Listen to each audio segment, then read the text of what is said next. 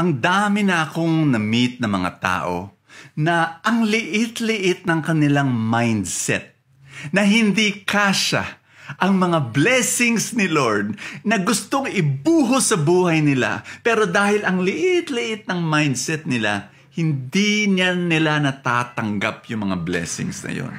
Paano ba magkaroon ng mas malaking mindset? Brother Bo, ano yung mindset? Yung ganito. Pag maliit ang tingin mo sa sarili mo, pag mababa ang tingin mo sa sarili mo, maski nandyan na sa harapan mo ang blessing, hindi mo nakikita.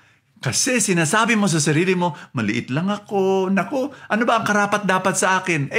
Mga problema, yung mga suffering, yan, para sa akin yan. Pero yung blessing, yung success, naku, hindi ako karapat dapat yan. Kapatid, makinig ka ng mabuti ha. You receive not what you deserve. Hindi. You receive what you think you deserve. May mga tao, yun nga ang baba ng tingin nila sa sarili nila. Napakakitid ng kanilang mindset. Sa araw na to, sa video na to, tuturuan kitang paano magkaroon ng mas malaking mindset. At magdadasal tayo tungkol doon. May kwento ako sa inyo.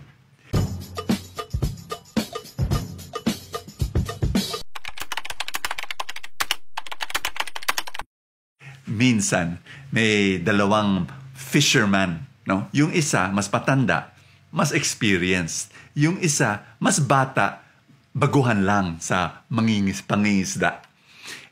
So magkatabi sila, no? Nagfi-fishing. Alam mo, at almost at the same time, nakahuli sila ng isda, malaking isda. Yung mas experienced na fisherman, unhook niya yung isda, dinigay niya sa ice box.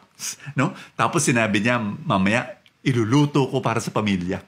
Yung baguhan, yung bata na fisherman, nung inunhook niya yung isda niya, no? Tinapon niya pabalik sa dagat.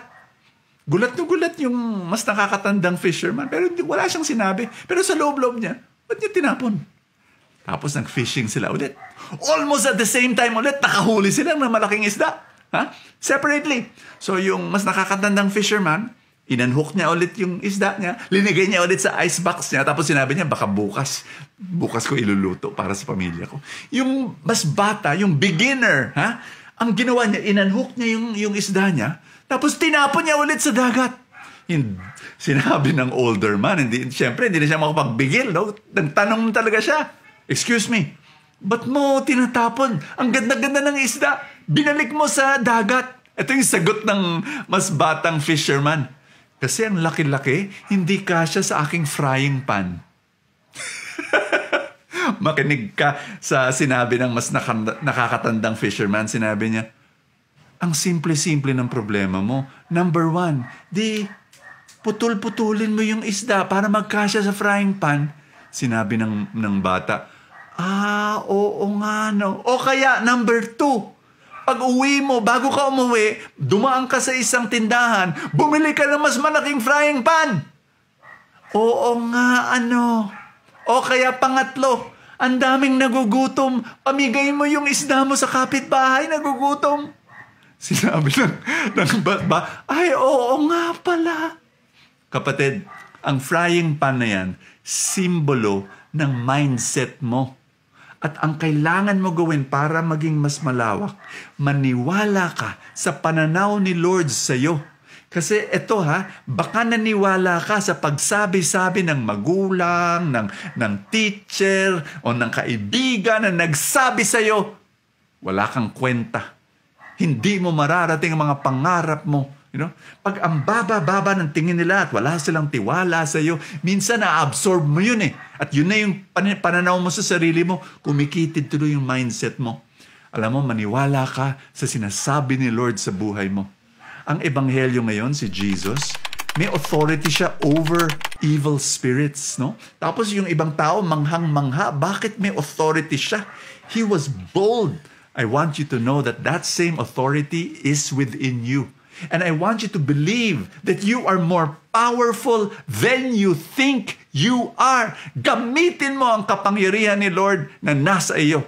Pag hinaharap mo yung mga problema mo, sabihin mo, ilagay mo yung kamay mo sa dibdib at sabihin mo to, ha? I am loved. God loves me. I am a child of God. Sabay-sabay, sabihin mo, I am blessed. I am equipped. I am anointed. Maniwala ka sa pananaw ni Lord sa iyo. Dasal pa tayo. In the name of the Father, and of the Son, and of the Holy Spirit, I pray for every person, Lord, praying with me. In Jesus' name, empower your child. Lift him up. Open his eyes to see how powerful and how strong he is. In Jesus' name, amen and amen. In the name of the Father, and of the Son, and of the Holy Spirit, amen. Maraming salamat sa mga nagpapadala ng stars. And thank you for all full-time supporters who are able to support our ministry. Pag hindi po kayong supporters, come join the fun!